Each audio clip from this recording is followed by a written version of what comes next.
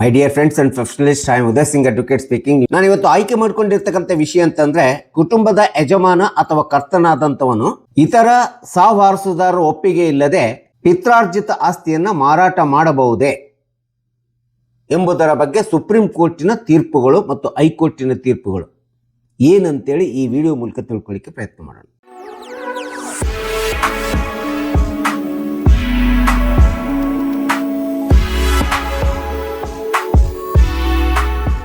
ಹಿಂದೂ ಅವಿಭಕ್ತ ಕುಟುಂಬದೊಳಗಡೆ ಸಹಜವಾಗಿ ಪಿತ್ರಾರ್ಜಿತ ಆಸ್ತಿ ಇರ್ಬೋದು ಅಥವಾ ಜಾಯಿಂಟ್ ಫ್ಯಾಮಿಲಿ ಪ್ರಾಪರ್ಟಿ ಎಂಬತಕ್ಕಂಥದ್ದಿದೆ. ಈ ಎರಡು ಆಸ್ತಿಗಳನ್ನ ಕರ್ತನಾದಂಥವನು ಅಥವಾ ಯಜಮಾನ ಎಂಬತಕ್ಕಂಥ ವ್ಯಕ್ತಿ ಇತರೆ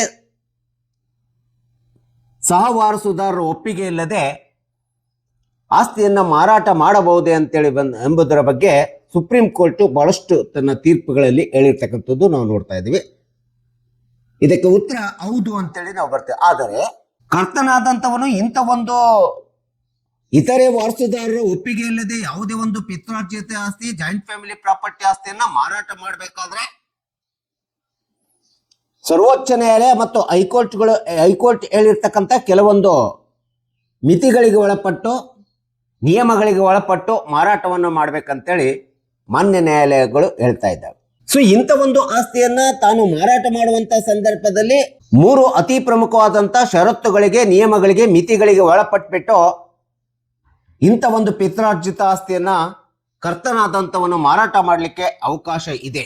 ಸೊ ಅಂತ ಒಂದು ಅತಿ ಪ್ರಮುಖವಾದಂತ 3 ಸಂದರ್ಭಗಳು ಯಾವ್ಯಾವು ಅಂತೇಳಿ ಕಂಡು ಬಂದಂತ ಸಂದರ್ಭದಲ್ಲಿ, ಒಂದು ಕಾನೂನಿನ ಅಗತ್ಯತೆ ಕಂಡು ಬರಬೇಕು, ಲೀಗಲ್ ನೆಸೆಸಿಟಿ ಅಂತೇಳಿ ಹೇಳ್ತೀವಿ. ಅಂದ್ರೆ ಕುಟುಂಬದ ಆಸ್ತಿಯನ್ನ ಮಾರಾಟ ಮಾಡಬೇಕಾದ್ರೆ ಇತರ ಹಕ್ಕುದಾರರ ಒಪ್ಪಿಗೆ ಇಲ್ಲದೆ ಮಾಡಬೇಕಾದ್ರೆ ಮೊಟ್ಟ ಮೊದಲನೇದಾಗಿ ಕಾನೂನಿನ ಅಗತ್ಯತೆ ಕಂಡು ಬರಬೇಕಲ್ಲಿ. ಕುಟುಂಬದ ನಿರ್ವಹಣೆಗೋಸ್ಕರ ಅಂತೇಳಿ ಇರಬೇಕು, ಅಥವಾ ಕುಟುಂಬದಲ್ಲಿ ವೈದ್ಯಕೀಯ ತುರ್ತು ಪರಿಹಾರಕ್ಕೋಸ್ಕರ ಇರ್ಬೋದು, ಪರಿಸ್ಥಿತಿಯನ್ನು ನಿಭಾಯಿಸ್ಲಿಕ್ಕೋಸ್ಕರ ಇರ್ಬೋದು, ಮತ್ತು ಇಡೀ ಒಂದು ಕುಟುಂಬದೊಳಗಡೆ ಕೃಷಿ ಅಭಿವೃದ್ಧಿಗೋಸ್ಕರ ಮಾಡಿರ್ತಕ್ಕಂಥ ಕೃಷಿ ಸಾಲವನ್ನು ತೀರಿಸುವಂತ ಉದ್ದೇಶ ಇರಬೇಕು.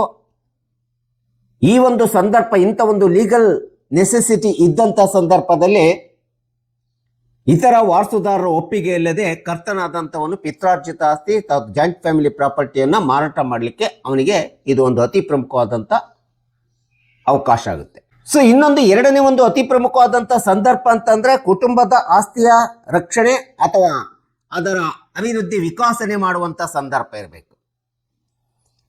Benefit of the family estate ಅಥವಾ ಫ್ಯಾಮಿಲಿ ಪ್ರಾಪರ್ಟಿ ಅಂತೇಳಿ ಹೇಳ್ತೀವಿ.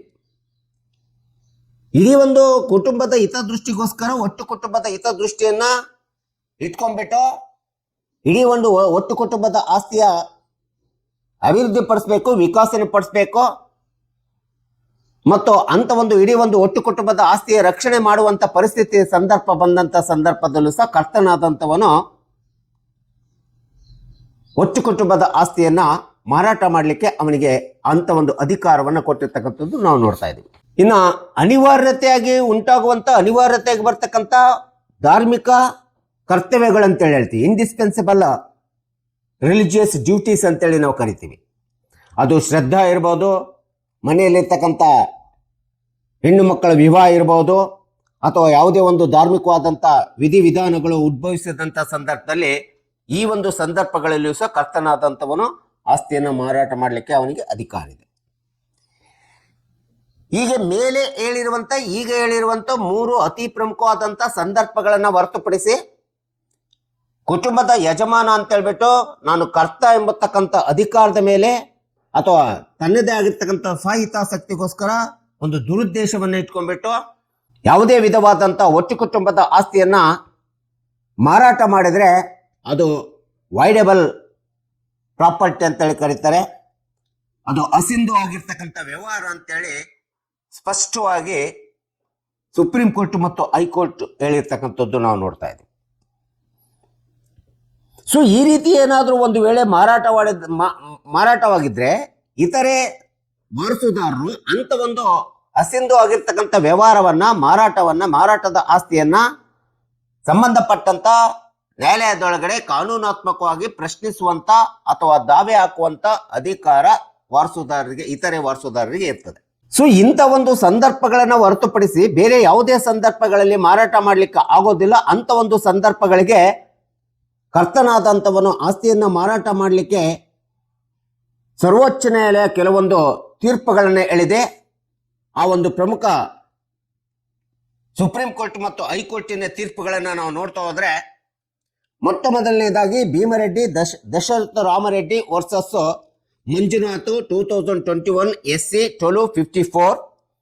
ಈ ಒಂದು ಸೈಟೇಷನ್ ಅನ್ನು ನಾವು ನೋಡ್ತಾ ಹೋದಾಗ ಇದು ಕರ್ನಾಟಕದ ಚಿತ್ರದುರ್ಗ ಜಿಲ್ಲೆಯಲ್ಲಿ ಬರ್ತಕ್ಕಂಥ ಒಂದು ಭೂಮಿಗೆ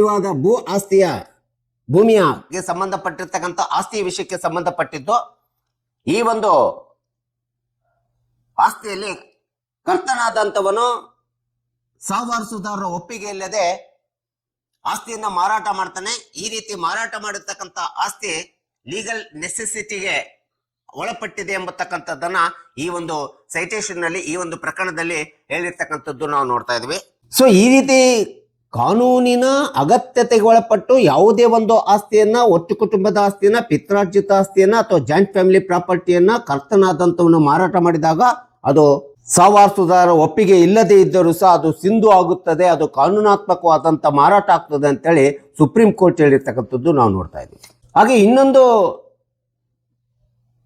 ಸೈಟೇಷನ್ ಅನ್ನ ಅಥವಾ ಜಡ್ಜ್ಮೆಂಟ್ ಅನ್ನ ರೆಫರೆನ್ಸ್ ಕೇಸ್ ಲಾಸ್ ಅನ್ನು ಹೇಳ್ಬೇಕಂತಂದ್ರೆ ವಸಂತ್ ಕುಮಾರ್ ವರ್ಸಸ್ ಪ್ರೇಮ ಮತ್ತು ಇತರರು 2025-2026 ಪ್ರಕರಣವನ್ನು ನಾವು ನೋಡ್ತಾ ಹೋದ್ರೆ, ಇಲ್ಲಿ ಏನಾಗಿದೆ ಅಂತಂದ್ರೆ, ಒಟ್ಟು ಕುಟುಂಬದಲ್ಲಿ ಇರ್ತಕ್ಕಂಥ ಒಂದು ಹೆಣ್ಣು ಮಗಳ ವಿವಾಹಕ್ಕೋಸ್ಕರ ಕರ್ತನಾದಂಥವನು ಇಡೀ ಕುಟುಂಬದ ಆಸ್ತಿ ಒಳಗಡೆ ಒಂದು ಭಾಗಶವಾದಂಥ ಆಸ್ತಿಯನ್ನ ಇತರೆ ವಾರಸುದಾರರ ಒಪ್ಪಿಗೆ ಇಲ್ಲದೆ ಮಾರಾಟ ಮಾಡುತ್ತಾನೆ. ಆ ರೀತಿ ಮಾರಾಟವಾದಂಥ ಆಸ್ತಿ ಸಹ ಕಾನೂನುಬದ್ಧ ಅಗತ್ಯತೆಯಿಂದ ಕೂಡಿದೆ, ಲೀಗಲ್ ನೆಸೆಸಿಟಿಯಿಂದ ಕೂಡಿದೆ ಅಂತೇಳಿ ನಾವು ಪರಿಗಣಿಸಬೇಕಾಗ್ತದೆ. ಸೊ ಈ ರೀತಿ ಮಾರಾಟವಾದಂಥ ಆಸ್ತಿಗೆ ಸಾವಾರಸುದಾರರ ಒಪ್ಪಿಗೆ ಸಿಕ್ಕಿಲ್ಲ ಎಂಬತಕ್ಕಂಥ ಏಕೈಕ ಕಾರಣವನ್ನು ಕೊಟ್ಬಿಟ್ಟು ಅಂತ ಒಂದು ಮಾರಾಟ ಪತ್ರವನ್ನು ರದ್ದುಪಡಿಸಲಿಕ್ಕೆ ಸಾಧ್ಯವಿಲ್ಲ ಎಂಬತಕ್ಕಂಥದ್ದನ್ನು ಸರ್ವೋಚ್ಚ ನ್ಯಾಯಾಲಯ ಮತ್ತು ಹೈಕೋರ್ಟ್ ಹೇಳಿರ್ತಕ್ಕಂಥದ್ದು ನಾವು ನೋಡ್ತಾ ಇದ್ದೀವಿ. ಸೊ ಇನ್ನೊಂದು ಕೇಸ್ ರೆಫರೆನ್ಸ್ ಪ್ರಕರಣವನ್ನ ನಾವು ನೋಡ್ತಾ ಇದ್ದೀವಿ, ಸೈಟೇಷನ್ ನಾವು ನೋಡ್ತಾ ಇದ್ದೇವೆ. ಸುನಿಲ್ ಕುಮಾರ್ ವರ್ಸಸ್ ರಾಮ್ ಪ್ರಕಾಶ್ 1988 ಸುಪ್ರೀಂ ಕೋರ್ಟಿನ ಒಂದು ಸೈಟೇಷನ್ ಇದು. ಇಲ್ಲಿ ಕರ್ತನಾದಂಥವನು ಲೀಗಲ್ ನೆಸೆಸಿಟಿಗೋಸ್ಕರ ಅಥವಾ ಫ್ಯಾಮಿಲಿಯ ಹಿತದೃಷ್ಟಿಗೋಸ್ಕರ ಯಾವುದೇ ಒಂದು ಆಸ್ತಿಯನ್ನ ಮಾರಾಟ ಮಾಡಲಿಕ್ಕೆ ಹೊರಟಂತ ಸಂದರ್ಭದಲ್ಲಿ ಇತರೆ ವಾರಸುದಾರರು ಅಂತ ಒಂದು ಮಾರಾಟದ ಒಪ್ಪಂದ ಇರ್ಬೋದು, ಒಡಂಬಡಿಕೆ ಇರ್ಬೋದು, ಅದನ್ನ ನ್ಯಾಯಾಲಯಕ್ಕೆ ಮೊಕದ್ದಮೆ ಹೂಡ್ಬಿಟ್ಟು ಅಂತ ಒಂದು ಕರ್ತನ ವಿರುದ್ಧ ಇಂಜೆಕ್ಷನ್ ಸೂಟ್ ಅನ್ನ ತರಲಿಕ್ಕೆ ಸಾಧ್ಯವಿಲ್ಲ ಎಂಬತಕ್ಕಂಥ ಸ್ಪಷ್ಟವಾದಂಥ ಸ್ಪಷ್ಟೀಕರಣವನ್ನ ಸರ್ವೋಚ್ಚ ನ್ಯಾಯಾಲಯ ಹೇಳಿರ್ತಕ್ಕಂಥದ್ದು ನಾವು ನೋಡ್ತಿದ್ವಿ. ಸುನಿಲ್ ಕುಮಾರ್ ವರ್ಸಸ್ ಶ್ಯಾಮ್ ಪ್ರಕಾಶ್ 1988 ನಲ್ಲಿ ಈ ಒಂದು ಜಡ್ಮೆಂಟ್ ಅನ್ನ ಕೊಟ್ಟಿರ್ತಕ್ಕಂಥದ್ದು ನಾವು ಕಾಣ್ತಾ ಇದೀವಿ. ಸೊ ಒಂದು ವೇಳೆ ಸಾವಾರಸುದಾರರು ಈ ರೀತಿಯಾದಂಥ ಕರ್ತನ ಯಾವುದೇ ಒಂದು ಆಸ್ತಿ ಮಾರಾಟವಾದಂಥ ಸಂದರ್ಭದಲ್ಲಿ ಆ ಆಸ್ತಿ ಅದು ಸಾವಾರಸುದಾರರ ಒಪ್ಪಿಗೆ ಪಡ್ಕೊಂಡಿಲ್ಲ ಅಂದಾಗ ಆ ಒಂದು ಮಾರಾಟ ಏನಾದರೂ ಅಸಿಂಧು ಅಂತೇಳಿ ಕಂಡು ಬಂದ್ರೆ ಅದನ್ನ ಸಾವಾರಸುದಾರರು ಯಾವುದೇ ಸಂಬಂಧಪಟ್ಟಂತ ಮಾನ್ಯ ನ್ಯಾಯಾಲಯದೊಳಗಡೆ, ತನ್ನ ವ್ಯಾಪ್ತಿಗಳು ಬರ್ತಕ್ಕಂಥ ಮಾನ್ಯ ನ್ಯಾಯಾಲಯದೊಳಗಡೆ ಪಾರ್ಟಿಷನ್ ಶೂಟ್ ಅನ್ನು ಹಾಕ್ಬಿಟ್ಟು ಆ ಪಾರ್ಟಿಷನ್ ಶೂಟ್ ನಲ್ಲಿ ಕರ್ತನಾದಂಥವನು ಮಾರಾಟ ಮಾಡಿದಂಥ ಆಸ್ತಿ ದುರುದ್ದೇಶದಿಂದ ಕೂಡಿದೆ, ಕಾನೂನಿನ ಅಗತ್ಯತೆಯಿಂದ ಕೂಡಿಲ್ಲ, ಕುಟುಂಬದ ಹಿತಾಸಕ್ತಿಯನ್ನು ಹೊಂದಿಲ್ಲ ಮತ್ತು ಕುಟುಂಬದ ಯೋಗಕ್ಷೇಮಕ್ಕೋಸ್ಕರ ಈ ಒಂದು ಆಸ್ತಿ ಮಾರಾಟ ಆಗಿಲ್ಲ ಎಂಬತಕ್ಕಂಥದ್ದನ್ನ ನ್ಯಾಯಾಲಯದ ಮುಂದೆ ದಾಖಲೆಗಳ ಮೂಲಕ ಸಾಬೀತುಪಡಿಸಬೇಕಾಗುತ್ತೆ. ಆ ರೀತಿ ಸಾಬೀತುಪಡಿಸಿ ತಮ್ಮದೇ ಆಗಿರ್ತಕ್ಕಂಥ